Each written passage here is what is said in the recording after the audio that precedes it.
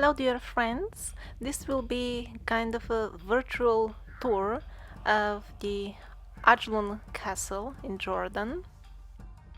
It will not be an attempt to recover the history of the castle, but rather I'm just gonna mention the most interesting points that we noticed when we visited last winter.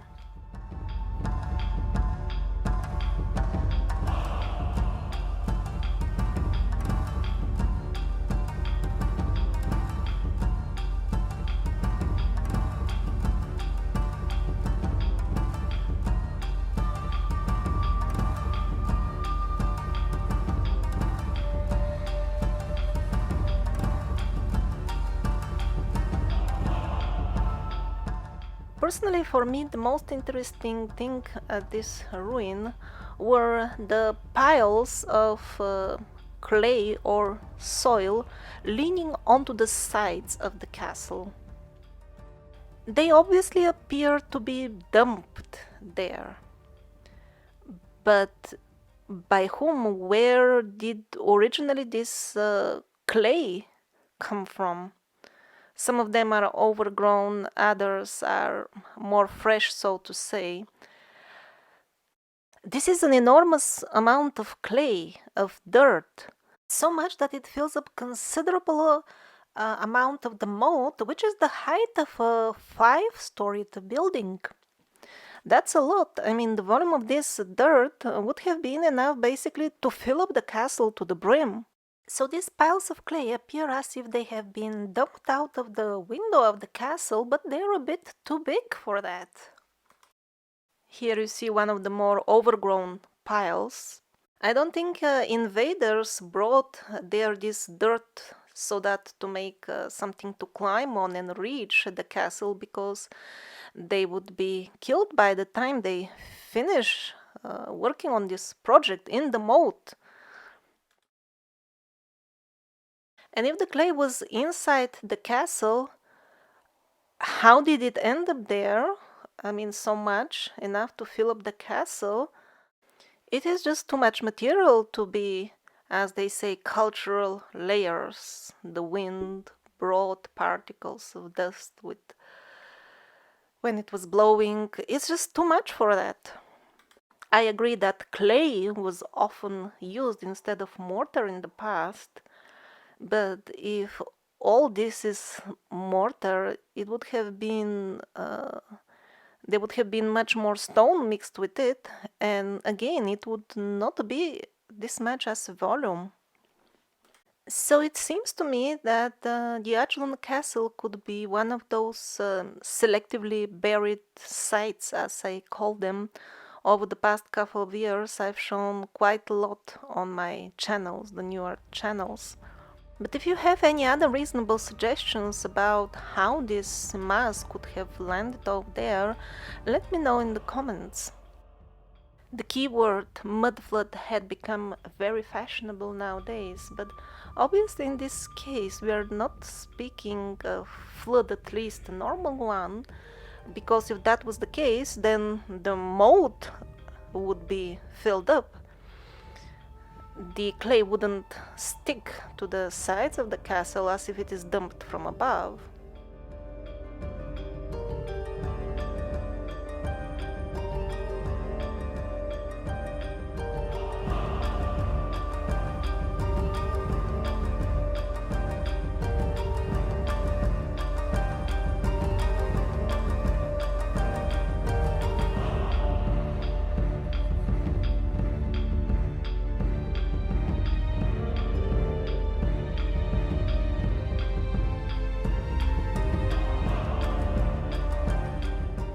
Something else that caught my attention while we were still outside the Ajlun castle was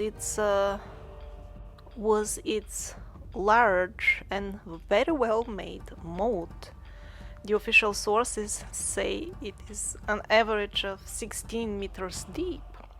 But as you can see, they didn't bother excavating it, and they are fond of diminishing the importance of the rock-cut ruins, so I wouldn't be surprised if it is much bigger indeed. You can see in the left corner, unexcavated ruins. What's down there, we don't know. The thing is, its scale of erosion is far more than that of the castle, so it is definitely older, even only judging from the erosion. If its age was same as that of the castle, the small stones of the walls of the castle would have been fallen apart long ago, because buildings made out of blocks are far less durable than rock-cut ruins. So two things immediately caught my attention. First of all, the smooth walls of the moat, which are typical for the very ancient rock-cut ruins. And second of all, the slanted angle, which was exactly as that I saw, for example, in Malta, on the ruins which were below the star forts.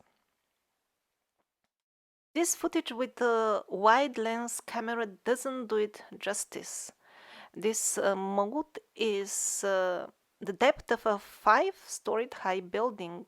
That's really a lot. It was not long before we discovered other remains of the older rock ruins on which the actual castle is built. This is an example of a stone niche. Inside, on the lower levels, like for example in this hole on the left hand side, there still remains of the mighty rock-cut elements from the older layers, which are as usual completely ignored by the mainstream so-called historians. They just say that before the castle there was a monastery over there.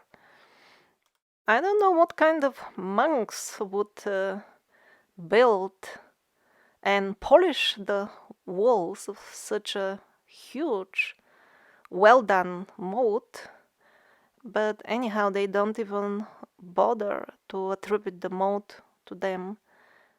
As usual, they concentrate on the recent cultures which built and rebuilt this castle many times. It's obvious from the various layers. And minor, difficult to find remarks, like the one about the monastery which was there before the castle at this spot, that is just to create the impression that yes, we are trying our best to study everything, even the older layers, which is of course a false impression. I apologize for the shaky footage, but maybe from this perspective you could appreciate the size of the moat somewhat better.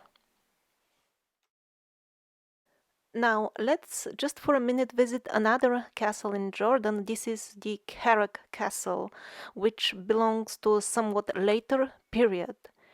It also has its moat, also a big one, but just see the quality of the work. The walls are not smoothened at all, which also makes perfect sense. If you have like a primitive workers and tools doing the work, why would you need to smoothen the walls of a moat? Not really much use doing that. Apparently, the older quality work was done in a way in which smoothing the stone was not a big thing for them. They might have even used tools which smoothen as they could. We don't know. Now we are back to Ajlun Castle.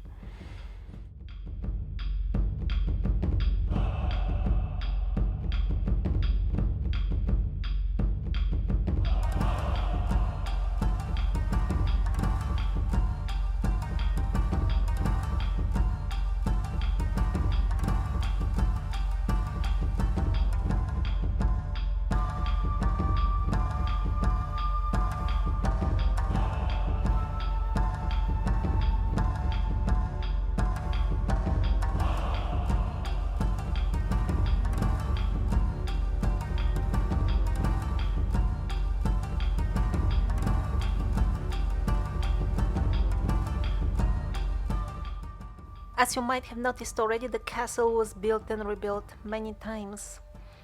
Sometimes even in a single room like this one, you can see different layers of construction obviously the more recent with the small stones being of much lower quality than the good old stuff. Just notice the symmetry of the small stone arch here. While the arches which belong to the older layers are very regular and made of much bigger stone blocks.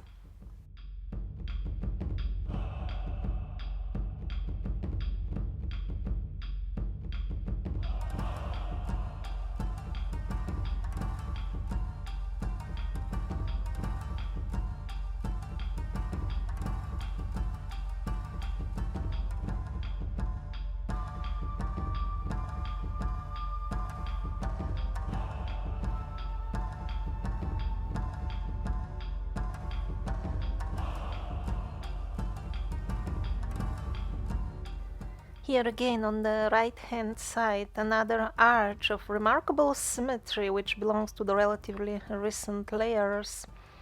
I really don't get it how, after such sites are, I mean, everybody can see them, and still the penguins are not ashamed of telling us that people were getting more and more skilled with time in those times, while obviously they were losing their skills as the time went on, at least in that period when the castle was done and redone so many times.